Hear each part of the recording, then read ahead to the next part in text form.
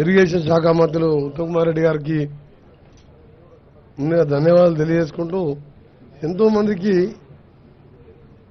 October 21 తర్వాత ఎంతో మందికి ప్రాజెక్టు మీద అంతకుముందు ఏదో అద్భుతమైన కట్టడాలు టూరిస్ట్ పాయింట్గా ఏదో పేరున్న ప్రాజెక్టులు జరిగిన అక్టోబర్ 21 సంఘటనతో యావత్ ప్రజలు ఉలిక్కిపడడంతో పాటు దాని ఎన్నో అనుమానాలు వచ్చినాయి.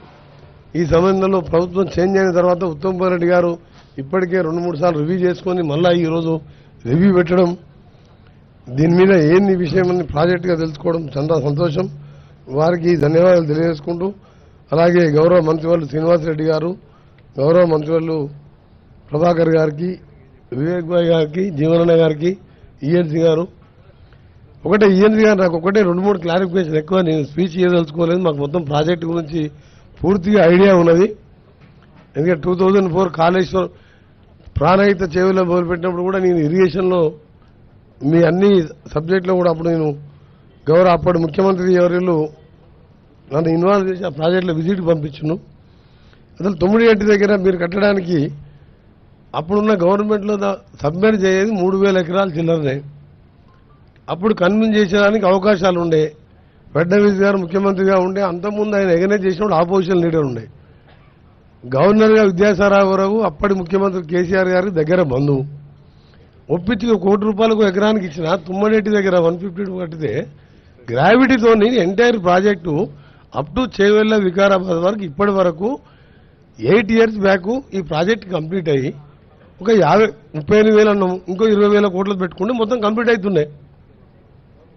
అంటే ఈ వాంటెడ్లు చేసిందా, అసలు ఇంజనీర్స్ ఏమైనా అడ్వైస్ తీసుకున్నా, లేకపోతే కేసీఆర్ గారు ముఖ్యమంత్రిగా ఆయననే చీఫ్ ఇంజనీర్గా డిజైన్ చేసిందా, ఇది అసలు ప్రజలకు తెలియాలి. అసలు ఇది ఎవరైనా కిందికి పోయే గ్రావిటీకి పోయి కింద పోయే వాటరు కింద 3 బ్యారేజ్ కట్టి పైకి తీసుకొచ్చి కిందికి వదిలిపెట్టడము అదొక తుగ్గులకు చర్య. అది ఇంకా మీరు రాను ఇంకా కిందికి పోయి పోలవరం దగ్గర కట్టి మళ్ళీ 3 బ్యారేజ్ కట్టేవాళ్ళు. మీరు ఏంది పని అది?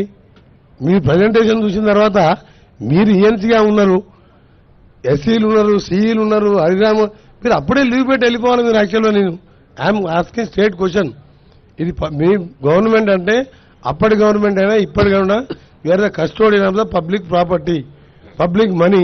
వాళ్ళని కాపాడాలి మేము. ఏం పిచ్చి ప్రాజెక్ట్ ఇది? ఏం చేసింది మీరు? ఇవాళ పియర్ కిందికి 1.2 మీటర్లు 5 మీటర్లు దిగింది. అది దాన్ని రెక్టిఫై చేస్తుంటున్నాను. అన్నారం కింద బ్యారేజ్ ఉన్నది. ఎప్పుడు ఎంత ఫ్లో వస్తుందో తెలియదు.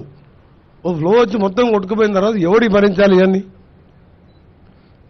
రెండోది, అవసరం లేకుండా మీరు రిజర్వాయర్ పేరు మీద 3rd టీఎంసీ తీసుకొని ఎవరో కేసీఆర్ బంధువుకు మీరు అది కట్టిపెట్టి నామినేషన్ మీద, అంటే అండర్స్టాండింగ్ టెండర్ మీద, అది అవసరమే లేదు 3rd టీఎంసీ.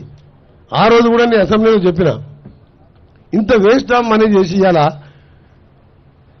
ఎస్ఎల్బీసీ టన్నల్ లాంటి ప్రాజెక్టులు, గ్రావిటీతో వచ్చే ప్రాజెక్టులు, పాలమూరు రంగారెడ్డి, కల్వకుర్తి, నెట్టెమ్మ, భీమా, ఇవన్నీ కూడా మేము మొదలుపెట్టాయి 30% ఉన్నాయి. అలాగే 10,000 కోట్లు పెడితే అన్ని కంప్లీట్ అయ్యి ప్రాణాయిత కంప్లీట్ అయితే చేవెళ్లే వరకు నీళ్లు పోతాయి. ఇవాళ తెలంగాణ ఎక్కడుంటుండి మనం?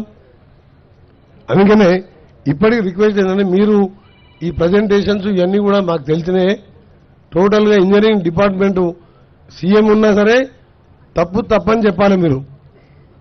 దీంట్లో నా గౌరవ మంత్రిగా ఒకటే కోరుతున్నది, దీని మీద సరి అయిన ఎంక్వైరీ చేసుకొని అసలు మీరు తీసుకొచ్చిన పంపులు 21 పంపింగ్ స్టేషన్స్ ఏ కంపెనీకి వెళ్ళి తీసుకొచ్చిండ్రు? టోటల్ అసెంబ్ల్డ్ మోటార్స్, దాని వాల్యూ ఎంత?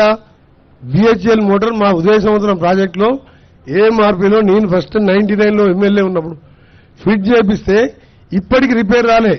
అంతకుముందే 2 ఇయర్స్ ముందు ఉండేది. 25 ఇయర్స్లో ఒక్కసారి బ్రేక్ డౌన్ కానీ ఆ మోటార్స్ మీకు కూడా తెలుసు. మురళి ఈఎన్సీ గారు ఎప్పుడైనా ఫెయిల్ అయినా మోటార్స్, ఈ చెత్త మోటార్లు అసెంబ్లీ మోటార్ తీసుకొచ్చి 1,000 కోట్ల రూపాయల మోటార్ని 4,000 కోట్లు ఛార్జ్ చేసాం. డిఫరెంట్ కంపెనీస్, స్మాల్ కంపెనీస్కి వెళ్ళి తీసుకొచ్చి అసెంబ్లీ తీసుకొచ్చి ఫిట్ చేసాం. ఎంత బాధ అనిపిస్తుంది అంటే మాకు ఇవాళ గవర్నమెంట్లో, మేము గవర్నమెంట్ నుండి సెటరేట్ చేద్దామన్నా సెటరేట్ చేయలేని పరిస్థితి తీసుకొచ్చారు మీరు. అందుకని ఆనరబుల్ మినిస్టర్ రిక్వెస్ట్ చేసేది ఏంటంటే ఈ ప్రాజెక్ట్ని ఎలా చేస్తారో, ఏం చేస్తారో దీన్ని ఒక ఎక్స్పర్ట్ కమిటీతో పాటు ఈ మోటార్స్ కానీ దీని మీద కానీ సీరియస్ తీసుకొని ఈ ప్రాజెక్టుని పూర్తి చేయడం కాదు. మధ్యలో గౌరవల్లి ప్రాజెక్టు దాన్ని ఆపేసాను. అంటే అప్పటి ప్రాజెక్టు పూర్తి చేస్తే ప్రాణహిత పూర్తి చేస్తే కాంగ్రెస్ ప్రభుత్వానికి పేరు వస్తుంది, గౌరవాన్ని పూర్తి చేస్తే అప్పటి ప్రాజెక్ట్, ఇవన్నీ మంచి పద్ధతి కాదు. మీరు ఇంజనీర్స్గా మీరు అడ్వైజ్ చేయాలి. మీరు మీ మాట విన్నప్పుడు మీరు వెళ్ళిపోవాలి మీరు అక్కడి నుంచి. ఇవాళ మీరు బస్వాపూర్ అన్నారు, కొండపోచమ్మ నిండింది, మల్లన్న సాగర్ నిండింది, 10 గండిపేటలంతా కెపాసిటీతో 54,000 ఎకరాలు చేసిండు. దాని కింద ఆలేరు, బస్వాపూర్, భువనగిరిలో మాకంతా డ్రైనేజ్ వాటర్ వస్తుంది. ఫీడర్ ఛానల్ దోతు మీరు ఒక 2 లక్షల ఎకరాలు నీళ్ళు వస్తుంది. మొత్తం 97,000 ఎకరాలు చూపించింది మీరు. మళ్ళీ 3rd టీఎంసీకి టెండర్ పిలిచింది, వానికి కూర్చోబెట్టి పని చేపిస్తున్నారు. మళ్ళీ నిజాం సాగర్ లిఫ్ట్ అంటున్నారు. గ్రావిటీతో కిందికి పోయే నీళ్ళకి ఎందుకు ఇవ్వలేదు మీరు? So I want to know point. Honourable minister కూడా చెప్తుంది, నిజంగా ఈజీ మినిస్టర్ గారు. కొండపోచ ఎప్పుడు నిండా ఉంటుంది, ఒక జస్ట్ ఫామ్ హౌస్ తప్ప ఎక్కడ పోవు నీళ్లు. I'm not criticising any government. ఆ గవర్నమెంట్ అయిపోయింది, దాని గురించి మాట్లాడతారు. మాకు బాధ అనిపిస్తుంది, ఎప్పుడు నిండా ఉంటుంది, కిందికి ఒక 400 ఎకర్స్ పోతుంది, 1 ఎకరా నీళ్ళు వస్తుంది దాని మీద. ఇప్పుడు నిజాం సాగర్ లిఫ్ట్గా మొన్న టెండర్లు పిలిచిండు. నేను ఇవాళ వచ్చింది కూడా మీ పర్మిషన్ తీసుకొని ఇవి తెలుసుకోవడానికి. నల్గొండ జిల్లాలో ఎన్నో 4-5 లక్షల నీళ్ళు ఇచ్చే, సరే ఇంత ఖర్చు పెట్టినావు, ఏం చేసాం? What is the benefit?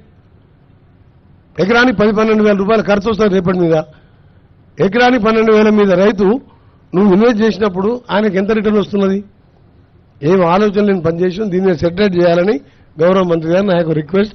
దాంతోపాటు బస్వాపూర్ అండ్ ఆలేరుకు సంబంధించి గంధమల్ల రిజర్వాయర్, ఆ 2 ప్రాజెక్టుల నిన్న నీళ్లున్నాయి, ఎక్కడ పోతలేవు. అది నింపి పెడుతున్నారు, ఎక్సెస్ అయితే మళ్ళీ సముద్రంలోకి వదిలిపెడుతున్నారు. దాన్ని కూడా స్టార్ట్ చేసి కింద రిజర్వాయర్ నింపాలని request. Thank you very much. గౌరవ ఇరిగేషన్ శాఖ మంత్రులకు, అదేవిధంగా పెద్దలు సహచార మంత్రులు శ్రీనివాసరెడ్డి గారికి, వెంకటరెడ్డి గారికి